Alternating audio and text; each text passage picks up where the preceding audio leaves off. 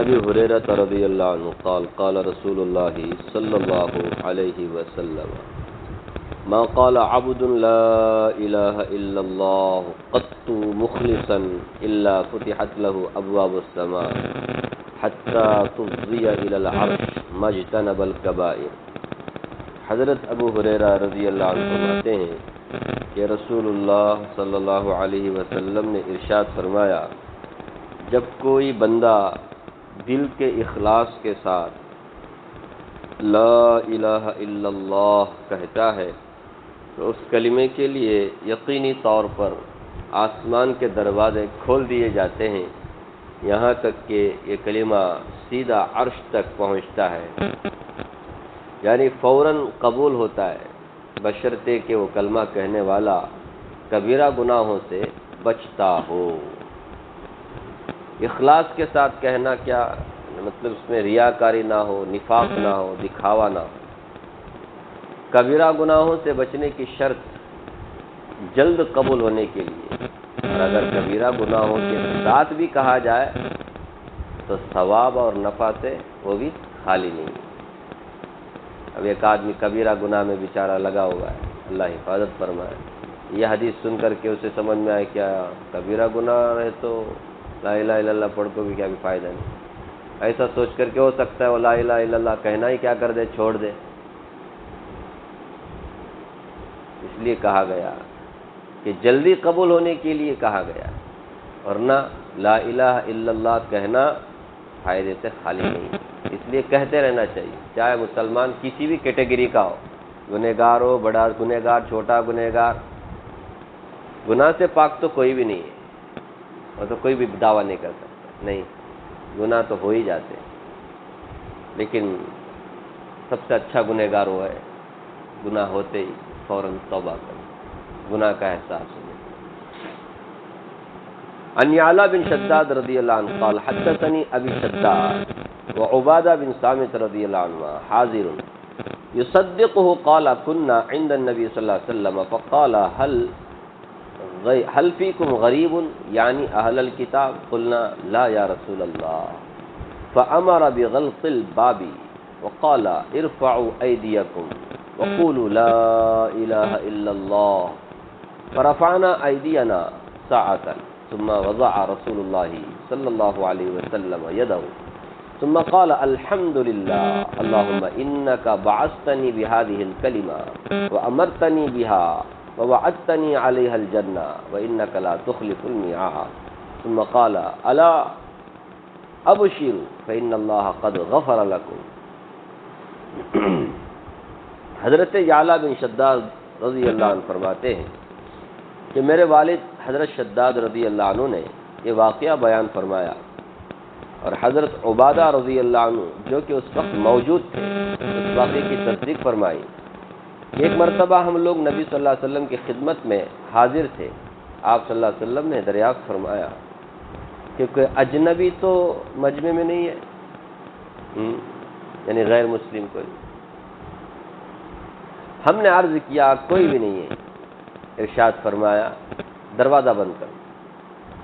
اس کے بعد ارشاد فرمایا ہاتھ اٹھاؤ اور کہو لا الہ الا اللہ۔ ہم نے تھوڑی دیر ہاتھ اٹھائے رکھے اور لا الہ الا اللہ پڑھا، پھر آپ صلی اللہ علیہ وسلم نے اپنا ہاتھ نیچے کر لیا، پھر فرمایا الحمدللہ، اے اللہ آپ نے مجھے یہ کلمہ دے کر بھیجا ہے، اور اس کلمے کی تبلیغ کا مجھے حکم فرمایا ہے، اور اس کلمے پر جنت کا وعدہ فرمایا ہے، اور آپ وعدہ خلاف تو نہیں ہیں۔ اس کے بعد رسول اللہ صلی اللہ علیہ وسلم نے ہم سے فرمایا خوش ہو جاؤ، اللہ تعالیٰ نے تمہاری مغفرت فرمائی۔ تو دل سے لا الہ الا اللہ کہنا آدمی کو کہاں سے کہاں تک پہنچا دیتا ہے۔ اللہ ہمیں پورے اخلاص کے ساتھ اس کلمے کو پڑھتے رہنے کی، اور اپنے بچوں سے پڑھواتے رہنے کی، پڑھاتے رہنے کی، اور اسی طرح جہاں ہمیں موقع ہو کسی غیر مسلم کو دعوت دینے کا، وہاں پر بھی ہمیں سے کیا کرنا چاہیے؟ بہت زبردست کلمہ ہے، اگر یہ مل گیا تو پھر اس سے بڑی دولت اور کیا ہو سکتی؟ کیا ہو یار کتنے غیر مسلم ہیں، اکثر تو غیر مسلم ہے دنیا میں، انہیں یہ کلمہ نصیب نہیں۔ تو جب یہ کلمہ نہیں ہے تو پھر انہیں جنت بھی نہیں ہے، نہیں، مرتے سیدھا کہاں جائیں گے؟ جہنم میں جائیں گے۔ جب تک زندگی باقی ہے تو ہم لوگوں کو کچھ بھی عطا پتہ چلتا نہیں، موت کا وقت قریب آتا ہے، موت کا تصور کرتے ہیں تو باتیں جلدی سمجھ میں آتی ہیں۔ عن ابی ذر رضی اللہ عنہ قال قال النبی صلی اللہ علیہ وسلم ما من عبد قال لا الہ الا اللہ ثم مات على ذلك الا دخل الجنہ قلت وان زنا وان سرق قال وان زنا وان سرق قلت وان زنا وان سرق قال وان زنا وان سرق قلت وان زنا وان سرق قال وان زنا وان سرق على رغم انف ابي ذر۔ حضرت ابو ذر رضی اللہ عنہ سے روایت ہے کہ نبی کریم صلی اللہ علیہ وسلم نے ارشاد فرمایا، جو بندہ لا الہ الا اللہ کہے اور پھر اسی پر اس کی موت آ جائے تو جنت میں ضرور جائے گا۔ میں نے عرض کیا اگرچہ اس نے زنا کیا ہو، اگرچہ اس نے چوری کی ہو؟ آپ صلی اللہ علیہ وسلم نے ارشاد فرمایا ہاں اگرچہ اس نے زنا کیا ہو، اگرچہ اس نے چوری کی ہو۔ میں نے پھر عرض کیا اگرچہ اس نے زنا کیا ہو، اگرچہ اس نے چوری کی ہو؟ آپ صلی اللہ علیہ وسلم نے ارشاد فرمایا اگرچہ اس نے زنا کیا ہو، اگرچہ اس نے چوری کی ہو۔ میں نے عرض کیا اگرچہ اس نے زنا کیا ہو، اگرچہ اس نے چوری کی ہو۔ 3 مرتبہ اس طرح بار بار ہو۔ آپ صلی اللہ علیہ وسلم نے ارشاد فرمایا اگرچہ اس نے زنا کیا ہو، اگرچہ اس نے چوری کی ہو، ابو ذر کے علی الرغم وہ جنت میں ضرور جائے گا۔ علی الرغم کا مطلب کیا؟ عربی زبان کا ایک خاص محاورہ ہے، اس کا مطلب یہ ہے تمہیں یہ کام گوارا بھی ہو یا گوارا نہ ہو، تم کو یہ بات پسند نہ آئے تب بھی یہ کام تو ہونے والا ہے، جنت میں ضرور داخل ہو۔ تو تمہیں یہ کام ناگوار بھی ہو، تم اس کا نہ ہونا بھی چاہتے ہو، ہے نا؟ ہمارا بھی ایسا آتا ہے نا، بڑے بڑے گنہگار ہو کیسا ایسا ہو سکتا ہے، کر کے بھی اتنا بڑا گناہ کر کے کیسے جنت میں جائے؟ تب بھی یہ ہو کر کے رہے گا، تب بھی یہ ہو کر کے۔ حضرت ابو ذر رضی اللہ عنہ کو حیرت تھی، اتنے بڑے بڑے گناہوں کے باوجود جنت میں کیسے داخل ہوگا، جبکہ عدل کا تقاضا یہی ہے کہ گناہوں پر سزا دی جائے۔ لہذا نبی صلی اللہ علیہ وسلم نے ان کی حیرت دور کرنے کے لیے فرمایا خواہ ابو ذر کو کتنا ہی ناگوار گزرے تو جنت میں ضرور داخل ہوگا۔ اب اگر اس نے گناہ بھی کیے ہوں گے تو ایمان کے تقاضے سے وہ توبہ استغفار کر کے گناہ معاف کرا لے گا، یا پھر اللہ تعالیٰ اپنے فضل سے معاف فرما کر بغیر کسی عذاب کے ہی یا گناہوں کی سزا دینے کے بعد بہرحال جنت میں ضرور داخل فرمائیں گے۔ علماء نے لکھا ہے کہ اس حدیث شریف میں لا الہ الا اللہ کا کلمہ کہنے سے مراد پورے دین اور توحید پر ایمان لانا ہے اور اس کو اختیار کرنا ہے۔ یہ تو شارٹ فارم ہے لا الہ الا اللہ۔ لا الہ الا اللہ کہنے کا مطلب کیا ہے؟ پورے دین کو قبول کرنا ہے۔ رسول اللہ نے جو کچھ بھی لے کے آئے اس سب پر دل سے ایمان لانے کا نام ہی کیا ہے؟ کلمہ پڑھنا ہے۔ تو کلمہ پڑھنے کا مطلب خالی کلمہ نہیں بلکہ پورے دین کو قبول کرنا ہے۔ تو پورے دین کو قبول کیا، اب انسان ہونے کے ناطے اس سے گناہ بھی ہو جائے تو ایک مسلمان ہونے کے ناطے وہ گناہ کرنے کے بعد توبہ ضرور کرے گا۔ اچھا توبہ نہیں کیا، ایسے ہی چلا گیا، ایمان پر مرا تو یا تو اللہ اپنے فضل و کرم سے اسے معاف فرما کر سیدھا جنت میں داخل کریں گے، یا سزا دے کر جہنم کی اسے کلین کر کے پاک کر کے کیا کریں گے؟ جنت میں داخل کریں گے، کیونکہ جنت پاک جگہ ہے، وہاں پہ صرف پاک لوگ ہی جا سکتے ہیں۔ تو اس کا یہ ہرگز مطلب نہیں ہے کہ آدمی اس طرح کے گناہ پر جری ہو جائے۔ رسول اللہ نے فرمایا زنا کیا تو بھی، چوری کیا تو بھی جنت میں جاتے گتے بول کر کے اس کا غلط مطلب نکال کر کے آدمی زنا اور چوری نہ کرے۔ سمجھ رہے؟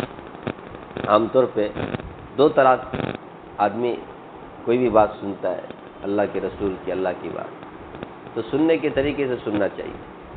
اب اگر کوئی اس طرح نیگیٹو حساب سے سنتا ہے تو اس سے فائدہ کم نقصان زیادہ ہوگا۔ اگر اللہ حفاظت فرمائے، گناہوں کی وجہ سے اس کے ایمان کو چھین لے، وہ جری ہو گیا، حدیث کا غلط مطلب نکالا، ارے انسان ہونے کے ناطے گناہ ہو جائے تو آدمی کو توبہ کرنا چاہیے۔ سمجھ لیں، مسلمان ہونے کے ناطے، انسان ہونے کے ناطے گناہ تو ہو ہی جاتا ہے، بڑا ہو چھوٹا ہو، نفسانیت کا غلبہ اتنا ہو گیا شیطان کا غلبہ اتنا ہو گیا، ہو جائے وہ توبہ کر، لیکن اس بھروسے پر کہ بعد میں توبہ کریں گے، گناہ کریں گے، توبہ نصیب نہیں ہوا تو گناہ کرتے کرتے مر گئے تو کیا ہوگا؟ اس لیے ڈرنا چاہیے، امید بھی رکھنا، ڈرنا بھی۔ آپ صلی اللہ علیہ وسلم نے گناہ کرنے کے لیے یہ حدیث بیان نہیں فرمائی، بلکہ کلمے کی طاقت بیان فرمائی کہ کلمہ کتنی بڑی نعمت ہے۔ اگر کوئی کلمہ پڑھ کر کے مرتا ہے، زندگی میں اس اخلاص کے ساتھ کلمہ پڑھا ہے تو جنت میں، دین اسلام کو اس نے قبول کیا ہے۔ کلمہ پڑھنے کا مطلب دین اسلام کو پورا پورا قبول کیا ہے، لیکن انسانوں نے کہنا کہ گناہ ہو گیا ہے، تب بھی دین قبول کرنے کے نتیجے میں اس کو جنت ضرور ملے گی۔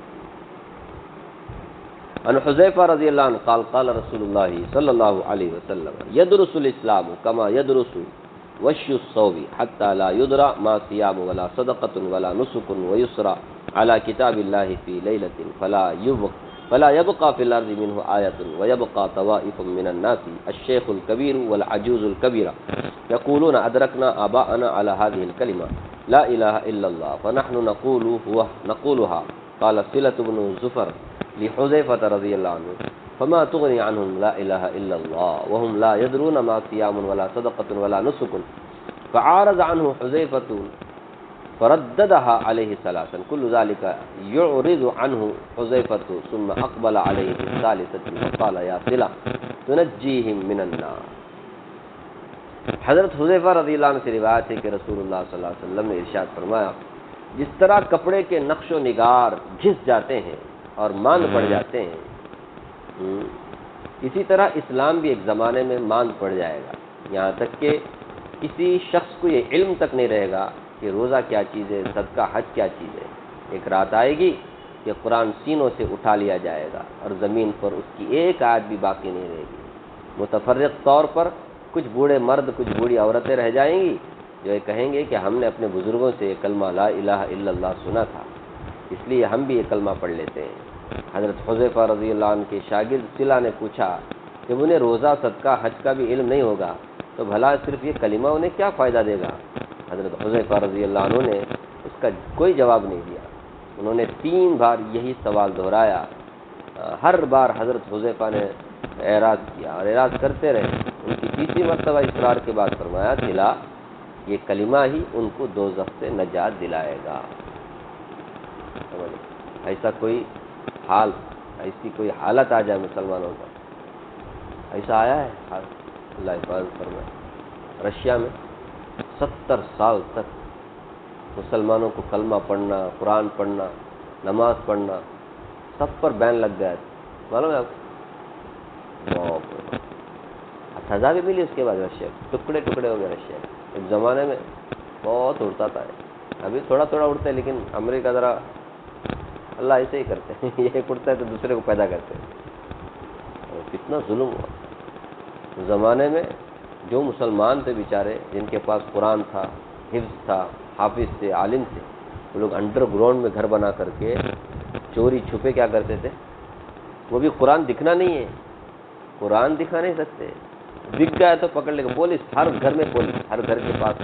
جیسے فرعون کے زمانے میں، فرعون بنی اسرائیل میں کوئی بچہ پیدا ہوتا تو مار دیتا تھا نا، تو بنی اسرائیل کے ہر گھر کے پاس ایک فوجی تھا، جیسے ایوں بول کر کے بچے کا آواز آتے چیک کرتے، لڑکا ذبح کر دیتے، لڑکی چھوڑ دیتے۔ ایسا زمانہ رشیا کے مسلمانوں پر آیا ہے، لیکن کیا ہوگا؟ دین کو مٹا نہیں سکے الحمدللہ۔ اس کے بعد رشیا کے ٹکڑے ٹکڑے ہو گئے، لیکن مسلمان الحمدللہ دوبارہ کیا ہو گئے؟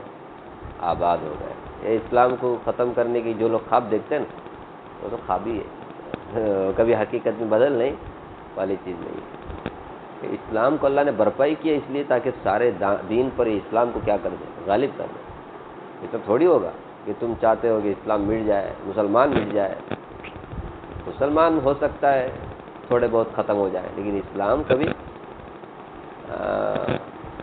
اللہ نئے لوگوں کو اسلام کی توفیق دے کر کے اسلام کو کھڑا کر دیں۔ جیسے تاتار، ایک زمانے میں تاتاریوں نے بغداد پر ایسا حملہ کیا لاکھوں نہیں کروڑوں مسلمانوں کو ختم کر دیا انہوں نے، سمجھ رہے؟ اس کے بعد کس کا نام کیا ان کا، جمال کچھ نام ہے، ان کے ایک جملے نے وہاں کے بادشاہ کی دل بدل دی. تو اس کے بعد میں تاتاری لوگ مسلمان ہو گئے، جنہوں نے مسلمانوں کو قتل کیا وہی لوگ کیا ہو گئے بعد میں مسلمان ہو گئے. پھر ان سے آگے کیا ہوا، ان سے آگے پھر وہ بولتے ہیں نا پاسباں مل گئے کعبے کو صنم کھانے سے. بعد میں کعبہ کے رکھوالے، مسلمانوں کے رکھوالے خود وہی بن گئے تاتاری لوگ. اللہ کی ایسی قدرت ہے، جو اللہ زندے سے مردے کو، مردے سے زندے کو پیدا کر سکتا ہے تو کافروں سے مسلمانوں کو پیدا کر سکتا ہے. سمجھ رہے ہیں؟ مسلمان اگر ختم بھی ہو جائیں تو مسلمانوں کو اللہ کہاں سے پیدا کریں گے؟ انہی کافروں کے اندر سے پیدا کریں گے. ایسا دین ہے، یہ زبردست قدرت ہے اللہ تعالیٰ کی. اس لیے بیچارے جن لوگوں کو سمجھ نہیں اس طرح کی باتیں کرتے ہیں، کیسی باتیں کرتے نہیں. ابھی کل ایک صاحب کیا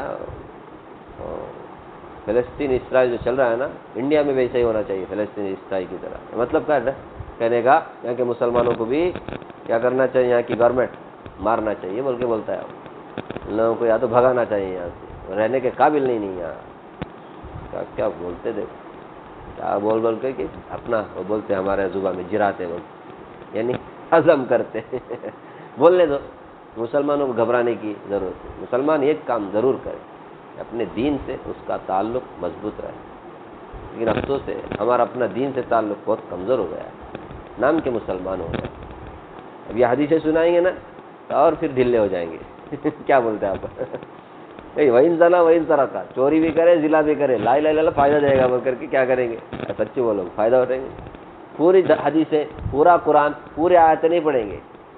جو فائدے کا دیکھتے ہیں نا، اپنے فائدہ کس میں وہ حدیث لے لیا. یہ کوئی ایمان ہے؟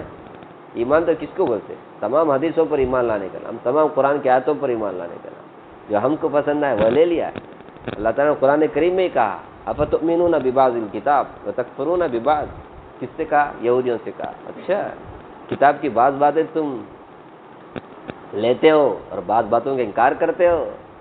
میٹھا میٹھا، ہپ ہپ، کڑوا کڑوا، تھو تھو، یہ کوئی ایمان ہے؟ ایسا نہیں ہونا چاہیے. کل ایسے جا رہا تھا میں اڑ کے کار میں لانے کے لیے فیملی، کیا افسوس ہوتا ہے. بازو میں ایک کار ہوتا ہے، ٹرافک میں جام ہوتا ہے نا، گانا بجاتے ہوئے کار میں جا رہے. کون؟ مسلمان. وہ بھی دونوں مسلمان. پہلے عورتیں اتنا شرم کرتی تھی کہ باہر جھانکتی نہیں تھی. باہر جھانکتی تھی برقعے کے ساتھ. سمجھ رہے؟ یہ دنیا دیکھیش نہیں ان لوگوں نے شاید. وہ بھی کھلا، خالی برقع ہے، سر پہ کچھ بھی نہیں. گانا بھی زور زور بج رہا ہے. یہ ہے مسلمان. ٹریول کرتے ہوئے بھی ان کو غفلت چاہ رہے ہیں، اللہ کا ڈر نہیں، اللہ کا ذکر نہیں.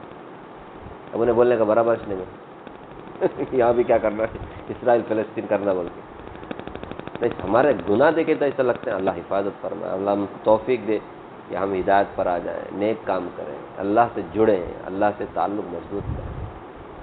اس کے بغیر چارہ نہیں. کس دام میں ہم اچھے ہیں، ابھی اچھے ہی رہیں گے، اللہ رکھے ایسا، لیکن گناہ نہیں کرنا چاہیے. گناہ ہو جائے فوراً توبہ کرنا چاہیے. اس طرح کھلم کھلا گناہ، ابھی پرسوں آپ نے سنا کھلم کھلا گناہ کو اللہ کیا نہیں کرتا.